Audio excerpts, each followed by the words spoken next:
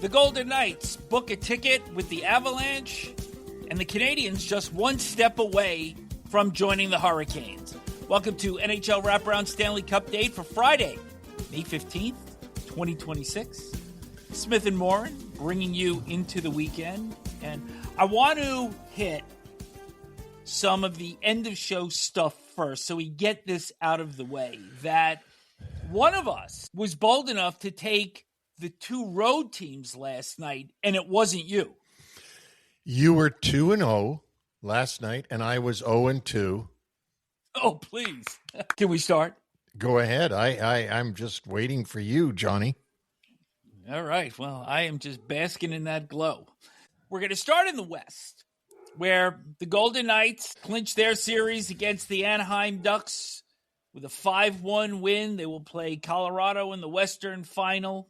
It'll be their second all-time playoff meeting, but we'll get to that when the appropriate time comes. But in this game, Brayden McNabb suspended for the hit on Ryan Poehling, and Poehling was out. So Caden Korczak was in for McNabb on the Golden Knights defense, and Jansen Harkins in to replace Poehling. Didn't take long for Mitch Marner to make a big impact in this game. A $1-2 in. Stretch pass from Carlson. He boxes out Jackson Lacombe. Unbelievable hands, puck between the legs, and it's 1-0 right off the bat. And any momentum that the Ducks were looking for to start this game, squashed. Fabulous goal, a highlight reel goal. Jackson Lacombe on the other side of it should have been more physical. He wasn't physical with him at all. And he was able to go right into the crease, put it between his own legs and pass Dostal. It was a huge goal, a huge statement right away. Marner wasn't done because at the 8:30 mark, while Golden Knights were shorthanded, carries the puck in across the Anaheim blue line. And we saw him do this earlier in the series where he kind of holds, assesses the play, and then takes action. And on this play, he did exactly that, hitting a wide open Brett Howden for his 8th of the playoffs. He did. And again, he's just been tremendous for these Golden Knights. I hate to keep harping on this, but the Toronto Maple Leaf fans that are watching this series, staying up late at night, by the way, because Toronto is in the Eastern time zone, like you and I are, probably cried their way to bed after knowing that they lost Mitch Marner for a pick. That actually being the end result of Nick Waugh, who's acquired by Toronto from Vegas, being traded to the Colorado Avalanche, actually for 2 picks. This almost became a 3-0 game with Pavel Minyakov saving a goal for the Ducks. But then, 5 seconds after Alex Killorn took a hooking penalty against Ivan Barbashev, it's Tomas Hertl winning a faceoff and Shea Theodore making it 3-0, and exactly the start that the Golden Knights wanted, and the exact opposite for the Ducks trying to stay alive. Well, this is the start that the Ducks wanted to have when they came waddling onto the ice, and it was the Golden Knights, the team that was the visitor, that came in and gets a big 3-0 lead this early, and it looked already like it was lights out for Anaheim. I think you had to expect a little bit of a push from Anaheim at the start of the second period, but it was actually Lucas Dostal who had to make a big stop on Jack Eichel on a 2-on-1, and then off a delay of game penalty to Nick Dowd. It's Troy Terry to Mikael Granlund at the top of the left wing circle with 7:14 left in the second period. Ducks are on the board. They've got a little bit of life. They are. We're more than halfway through the game now, and there hasn't been much life, but this is a power play goal by Mikael Granlund, and all of a sudden there is hope in the building.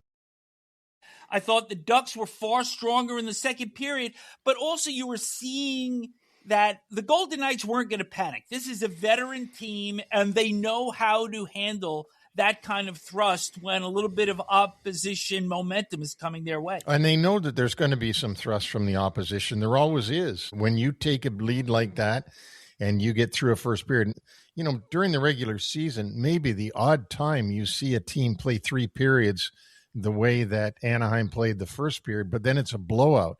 So in this game, 3-0, big pushback by the Ducks in the second period. Ducks started strong early in the third, but then a John Carlson turnover to Barbashev. He gets it to Pavel Dorofeyev, and that was a killer. Yeah, and Pavel Dorofeyev, what a great goal scorer he is, especially in this playoffs. He leads the entire playoff tourney in goals. You know what I'm really going to be happy about now that this series is over is that we don't have to hear about John Carlson and Leo Carlson and William Carlson. There's 3 Carlsons, and all their names are spelled differently. And they were all in the corner at once at one time during this series. As we were reminded. The last good chance for Anaheim to get back in this game was another shot by Granlund from pretty much the same spot as he scored his goal about midway through the period. That was stopped by Carter Hart, who was excellent in this game. And then Dorofeyev with his second of the game, a bad angle goal off of a retrieval with 6:28 left, 5-1. Series over. There's some interesting stuff with Carter Hart in this game. He made 31 saves, but how about when he took a shot and his skate blade blew off? So to get the referee to blow it dead, because they won't blow it dead for a skate blade being missing, he just took his mask off.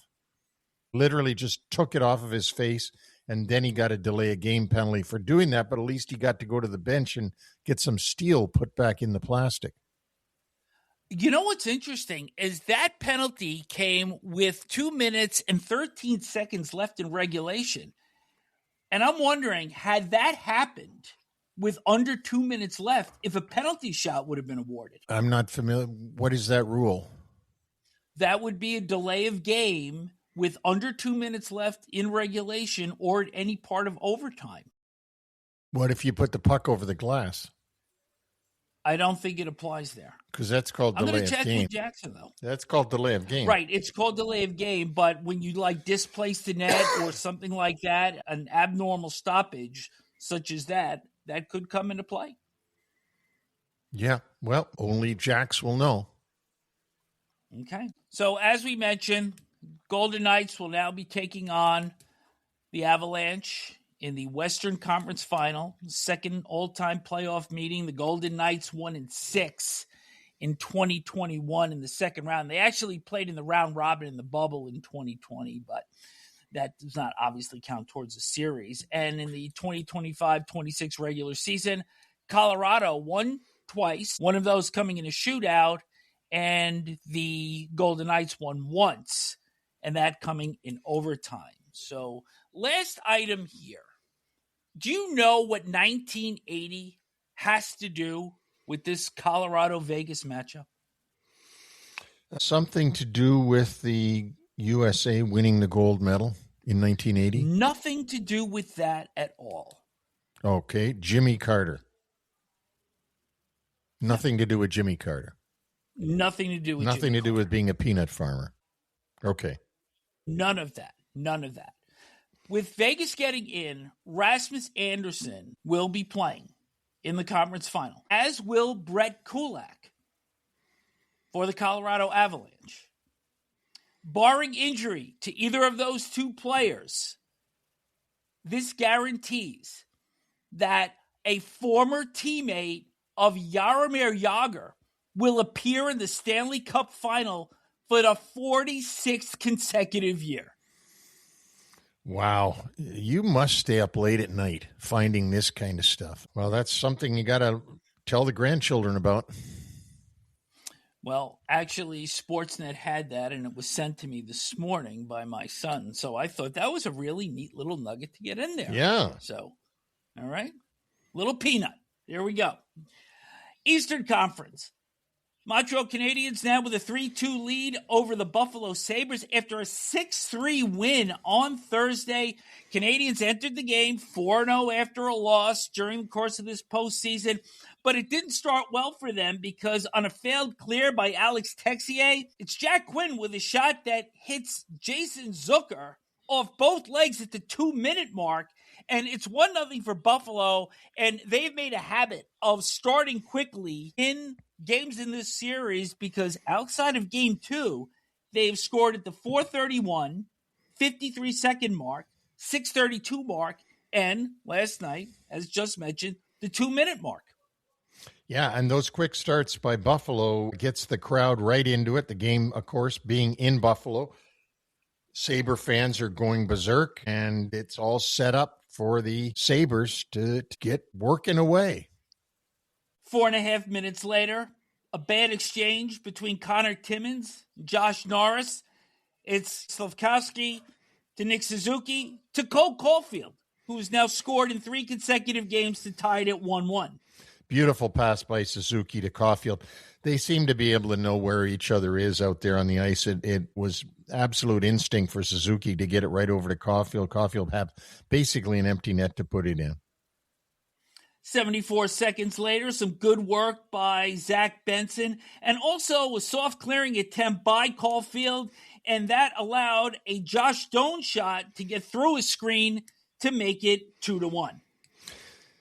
Yeah, and here we go. And the fans are going nuts again in Buffalo, and they see victory written all over this. But they go from standing up to sitting down in a span of 9 seconds because Alex Carrier's shot goes off Alex Texier's skate to tie the game at 2. So once again, Buffalo jumps in front, and Montreal's got that immediate response. This is a score-a-thon at this point because we're not even, we're 10 minutes into the first period and we've got 4 goals scored. But we have more in store because on a zone entry at the 10:15 mark, it's Konsta taking a shot from the top of the circle and gets through the pads of Jakub Dobiš. That's 3 goals on 4 shots for the Sabres. You looked at Marty St. Louis on the bench to see, is he going to actually pull him? But he doesn't have really a backup with any playoff experience. I'm not saying he even thought about doing it, but at that point, I think anybody thought that, well, maybe he will take him out. Neil, I found at this point that the Sabres were shooting from everywhere, particularly from out deep, just to get shots towards the net, create traffic, and at least in the first half of the first period, it was working. It was, and you know what? The Buffalo crowd, I can't say this enough because they're so important to the Sabres, and the Sabres were just trying to shoot from everywhere now. They had a chance to extend this lead, and Jakub Dobiš started to find his game because he stopped Tage Thompson in alone. And then in the second period, on a face-off after a good chance by Texier, it's Lane Hudson coming down the left side, and he hits Josh Anderson coming off towards the right post to tie the game at 3 at 8:01 of the second. Lane Hudson is so dynamic in his place, an amazing player, great hands, great vision, and he hits Anderson off to the right side there. Anderson was in the perfect place, and it was a perfect pass. I thought this was the turning point of the game because I thought during the first half, Buffalo was more assertive, putting pressure on, and I liked the way that they were playing forward in this game, which I think we thought they had to do on a consistent basis. But once this goal got in, you could see Montreal's speed game taking over. And after a good stop by Louis PekkaLuukkonen off Ivan Demidov, who I thought was just tremendous in this game, Demidov managed to make a cut in towards the circle, gets a shot away. The puck ends up on the goal line, and Jake Evans shovels it in to put Montreal ahead for the first time 78 seconds later. And 10 seconds after another penalty that was needless, taken by Tage Thompson. It was a cross-check on Evans. Face-off win, and it's Slafkovsky to Suzuki. And now it's 5-3, 3 goals second period for the Canadiens. The really bad part about this was it was Tage Thompson taking that cross-checking penalty that was absolutely unnecessary. Tage Thompson, who fell down and they scored on it early in the series and has not been scoring the way he could. If you take away the one that went in off the sideboards that he was trying to do a wraparound, Tage Thompson has not had a good series, and this even made it worse. What do you think of the goaltending change to start the third period with Luukkonen being lifted for Alex Lyon? I thought they had to do that. They had to do something to spur their team, and I thought that Luukkonen really wasn't that great. Lyon had looked better, in my opinion, earlier in the series. Canadians kept coming, though. Demidov draws a penalty on Rasmus Dahlin and finally gets his first career playoff goal on his fifth shot and seventh attempt of the game. That coming from Slafkovsky. It's his third assist. That power play was in the Buffalo zone for the entire 1 minute and 23 seconds. And this is not the first time in this series that we have seen the Canadiens power play win a faceoff and spend the entire time in the Buffalo end before converting. And you wear down the defenders, obviously the penalty killers, and wear them down by keeping possession, and eventually you get your shot at scoring. And now the game is completely out of range for the Buffalo team as far as I'm concerned. Lindy Ruff pulled Alex Lyon with 6:30 left, but the score ended that way. And Dobish finished the game with 32 consecutive saves. And we have talked throughout this series about top line scoring and those players needing to perform. And for the Canadiens in this one, Suzuki, goal and 2 assists. Slafkovsky, as we said, 3 assists. Caulfield with a goal. And when you look at the Sabres now, Alex Tuch had 4 goals and 7 points. It was a +8 against Boston. He is pointless and a -8 in this series. And Tage Thompson, while he does have 2 goals and 2 assists, he is -9 against the Canadiens. Neil, as a quick preview to Saturday's game, what do the Sabres have to do, in your opinion, to bring that series back home for a 7th game?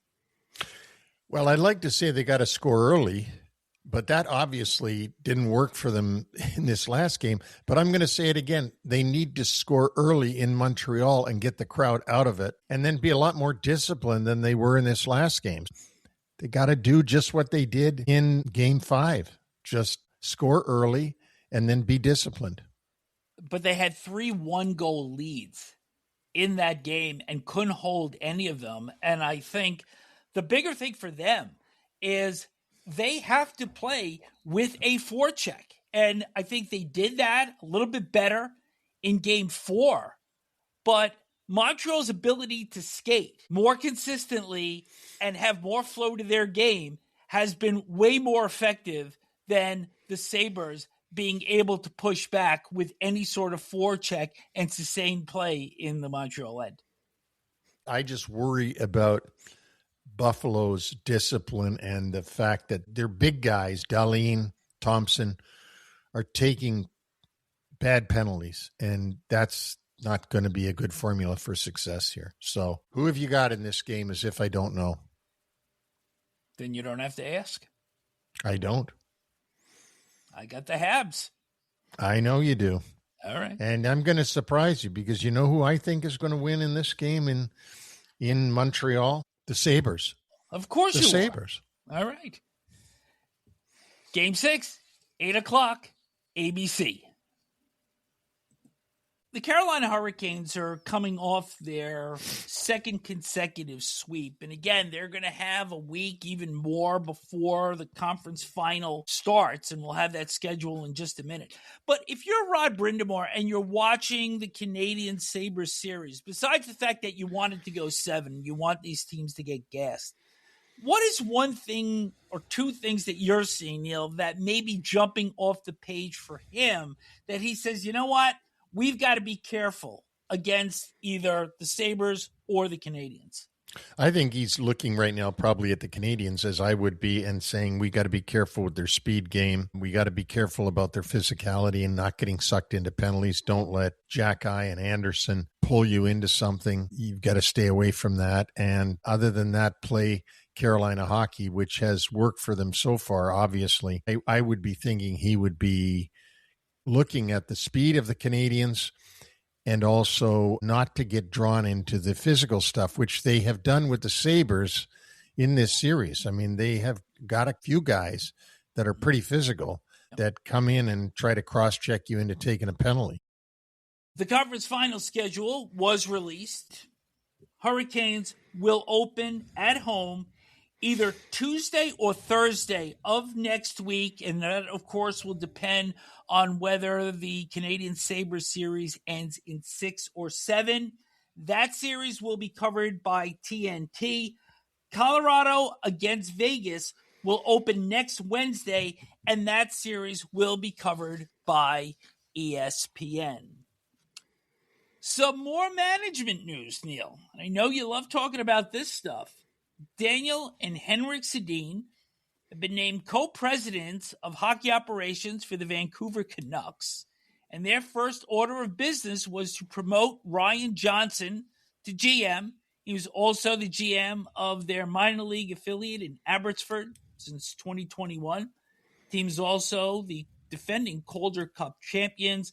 And, of course, these moves being prompted by the firing of GM Patrick Allvin on April 17th, and then the subsequent stepping down from president of hockey ops by Jim Rutherford on May 6th. So we've seen what's going on in Toronto. What's your thoughts here? Well, Canada must have a real affection for Swedes, and they think that they can run the team. So you got Sundin running the Leafs and Sedin running the Canucks in Canada. Daniel and Henrik, great players when they were on the ice, have been in player development in the last few years for the Canucks. Now they're going to step up to being presidents of hockey operations for the Canucks, and Ryan Johnson, who I don't know, being assistant GM. Obviously, assistant GM under failed management, so I guess that's where he's learned the ropes from. Being GM of the minor league team really equates to nothing in the NHL at all, because all the management moves are done by the management of the parent team. You really just sort of look after that team when you're GM of an American League team. We'll see. Another bizarre move in the NHL, which goes along with what New Jersey did, what Toronto did, what Vancouver's doing. The circus keeps going. Do we underestimate the knowledge and contribution for former players, or is this a situation that, coming from your background, that you just see that perhaps these gentlemen have just not gotten the proper training to succeed? If you look and see how many people succeed with no training to be in that job, I mean, Steve Yzerman spent years scouting and attending meetings and shadowing Kenny Holland in Detroit to become a GM. Steve Yzerman's a Hall of Fame superstar that has done a real good job in Tampa, and now I think is doing a good job in Detroit, even though they haven't had the success one would hope for. You take a look in other places where they've just thrown their star players after their career's over into these jobs. They're never successful. You can't. This is like any other job. You must train in that industry to understand what you've got to do in that job. How do you know what to do if you've never trained for it? So, you know what? Maybe Daniel and Henrik Sedin spent enough time around Jimmy Rutherford that they know exactly what he did, and that's what they're going to do. Probably do the opposite in some ways, but it flies in the face of everything I've seen over the years. Baptism by fire, both in Vancouver and Toronto. Before we go, Neil, the Memorial Cup is coming up in Kelowna, British Columbia, and I know how close you've been to the junior hockey scene, particularly earlier in your career. And we promoted last week that 4-part docuseries called Hockey Town, From Portland to the Pros, made its debut on the NHL Network, and episode 2 will air on Saturday at 5 o'clock, and then episodes 3 and 4 on May 23rd. But can you go back again and just reiterate how important these feeder systems are to the NHL? And of course, we have more junior players coming out of Canada to play in U.S. colleges, but still, that pipeline is never going to die. No, and just to go back a bit, the title of this is hockey town, not spelled the way that Detroit calls themselves, but spelled Hawkeyton, hockey town, meaning Portland Winterhawks. So it's a play on that. Portland has been a great franchise for many, many, many years. I used to go there in the 80s as a chief scout of Detroit. I loved it. We'd see the Portland Winterhawks play. They have developed countless amounts of NHL players. The Western Hockey League, the Ontario Hockey League, and the Quebec Major Junior Hockey League are all mini NHLs. I mean, they play like, teenage NHL players, sort of the same rules, the same everything. You bill it when you're there, wherever you are. But Portland was always my favorite town and my favorite franchise. They drew really well. They've always drawn well. It's always been a good junior hockey town, which a lot of major league cities like Portland, who has an NBA team, a lot of them aren't good junior towns. This one is. And it's always fun to go there. They've had a great franchise for these decades, and I look forward to seeing this episode 2 on May 16th. This docuseries follows the Portland Winterhawks, which, as Neil has mentioned, has been one of the premier franchises in the WHL, and this takes place 2 years ago during their championship chase, and a crew is embedded with the team, and it documents everything from the coaching to the support staff to the young players who leave their families behind, and as Neil said, they bill it with other families in pursuit of their NHL dream while attending classes. So these shows are always outstanding. And before you watch Sabres and Canadiens on Saturday night, check this out. Yeah, I would. It'll give you insights into junior hockey that you didn't know about. You know where to reach us individually. First name at NHLWraparound.com. That's either Neil or Vic.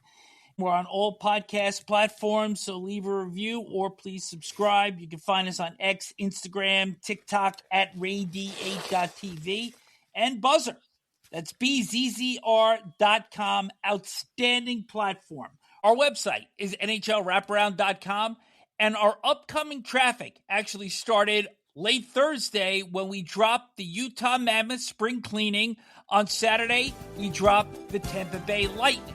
Now, our conference final preview with Craig Button will drop either Monday or Tuesday, and that will depend on the result of Canadian Sabres on Saturday. So with that, enjoy that game, and we'll speak with you soon.